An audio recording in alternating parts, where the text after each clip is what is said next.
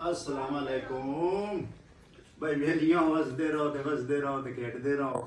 अज बाबा फैसलाबाद वाला इत्थे आया है मौजा मथरूमे ते ये मेरा अबाई पिंड ही है। इत्थे मैं ज़्यादा देर रहा ते ये आसिफ है मेरा भांजा है। इनू मैं आज नसीहत करनी है पंजाबी कल्चर के बारे।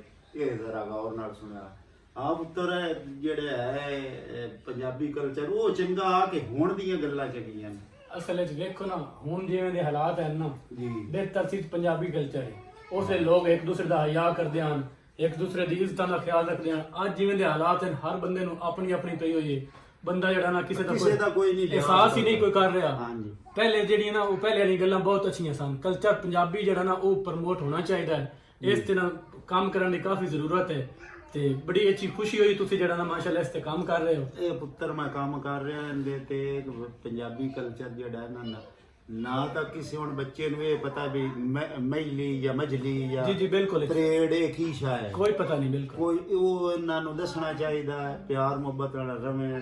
ਅੱਗੇ ਹੁੰਦਾ ਪਿੰਡਾਂ ਦੇ ਵਿੱਚ ਜਿਹੜਾ ਹੈ ਕਿ ਫੁੱਤਗੀ ਹੋ ਜਾਂਦੀ ਹੈ ਤੇ ਕੋਈ ਘਰ ਰੋਟੀ ਨਾ ਪਕਾਉਂਦਾ ना पकाउंदा बिल्कुल ਤੇ ਹੁਣ ਜਿਹੜਾ ਨਾਲ ਦਾ ਘਰ ਢੋਲ ਪਿਆ ਮਰਿੰਦਾ ਹੁੰਦਾ ਹੈ ਤੇ ਦੂਏ ਘਰ ਫੁੱਤਗੀ दूए घर पहुंच के ਤੇ ਇਹੋ ਜਿਹੀ ਗੱਲਾਂ ਜਿਹੜੀਆਂ ਨਾ ਪੁੱਤਰ ਇਹ ਇਹਨਾਂ ਤੇ ਅਮਲ ਕਰਨਾ ਹੈ। ਲੜਾਈ ਨਹੀਂ ਕਰਨੀ ਕਿਸੇ ਨਾਲ। इंशाअल्लाह ਕੋਈ ਕਰ ਵੀ ਲਵੇ ਤੇ ਉਹਨਾਂ ਆਖਣਾ ਦਰਗੁਜ਼ਰ ਦਰਗੁਜ਼ਰ ਹੋਇਆ ਦਰਗੁਜ਼ਰ। ਇਹਦੇ ਵਾਸਤੇ ਸਾਨੂੰ ਪੰਜਾਬੀ ਕਲਚਰ ਅਪਣਾਉਣਾ ਚਾਹੀਦਾ ਹੈ। ਇਹ ਬਹੁਤ ਜ਼ਰੂਰੀ ਹੈ।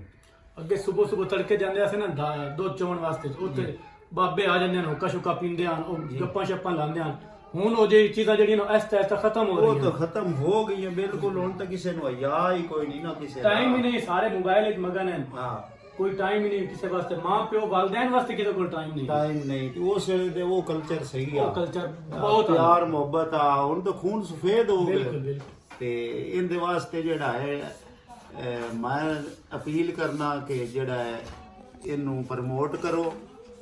ਇਹਨੂੰ ਜ਼ਿਆਦਾ ਤੋਂ ਜ਼ਿਆਦਾ ਜਿਹੜਾ ਸ਼ੇਅਰ ਔਰ ਲਾਈਕ ਕਰੋ ਤੇ ਇਸ ਤੋਂ ਬਾਅਦ ਬਾਬਾ ਜਿਹੜਾ ਫੈਸਲਾਬਾਦ ਵਾਲਾ ਸਲਾਮ ਕਰਦਾ ਹੈ ਤੇ ਪਾਕਿਸਤਾਨ ਜ਼ਿੰਦਾਬਾਦ। ਪਾਕਿਸਤਾਨ ਦੀ जिंदाबाद।